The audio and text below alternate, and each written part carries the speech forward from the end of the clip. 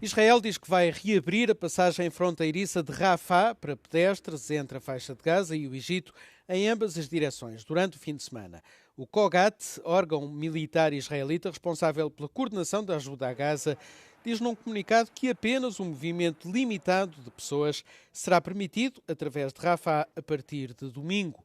Acrescenta que tanto Israel como o Egito irão controlar as pessoas que entram e saem através da passagem, que será supervisionada por agentes da patrulha fronteiriça da União Europeia. Além das verificações na passagem, os palestinianos que entram e saem serão também examinados pelos israelitas no corredor de Filadélfia, que permanece sob controle militar israelita. A passagem está completamente fechada desde que Israel a tomou em maio de 2024, numa ação que, segundo o país, tinha como objetivo impedir o contrabando de armas pelo Hamas.